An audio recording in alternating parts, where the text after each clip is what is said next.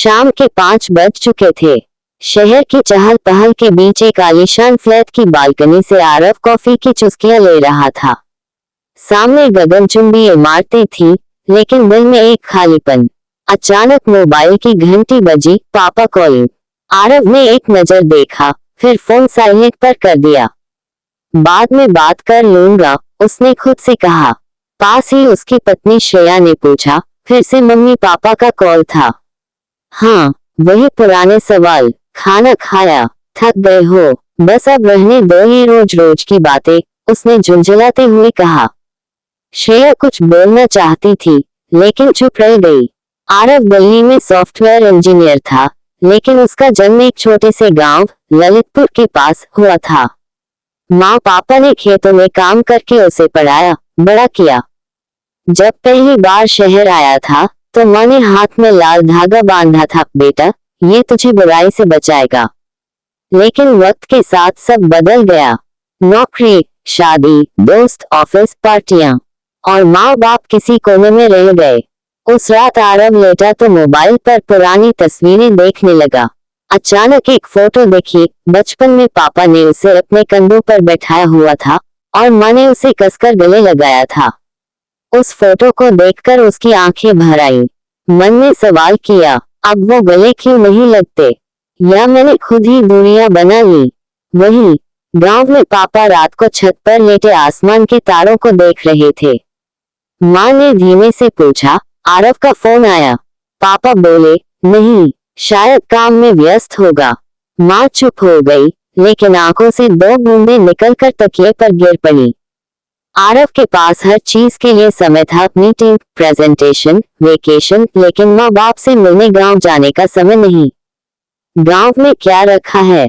वो अक्सर कहता। एक दिन श्रेया ने कहा, कभी कभी उन्हें भी तो लगे कि उनका बेटा अब भी उनका है।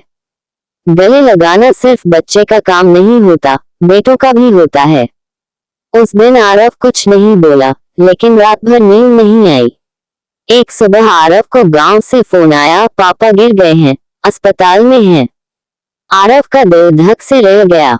बिना समय गंवाए वो फ्लाइट लेकर गांव पहुंचा।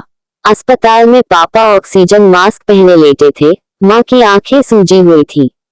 आरव जैसे ही कमरे में घुसा, माँ ने उसे देखा और भर आई, बेटा तू आ गया। पापा ने मुश्किल से आंखें खोली और हल्की सी मुस्कान दी। आरव उनके पास गया, उनका हाथ पकड़ा और धीमे से बोला, पापा माफ कीजिएगा, बहुत देर कर दी गले लगने में। और पहली बार बचपन के बाद आरव ने अपने पिता को कसकर गले लगाया।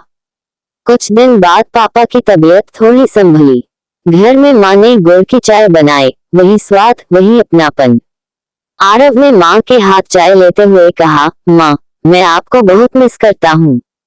पर कह नहीं पाया। माँ मुस्कुराई, बेटा माँ बाप तो बस एक बार गले लग जाएं, तो सारी शिकायतें भूल जाते हैं। आरव ने माँ को भी गले लगा लिया। उस दिन आंगन में एक पुराने पीपल के पेड़ के नीचे एक तस्वीर खींची, माँ, पापा और आरव एक दूसरे को गले लगाते हुए।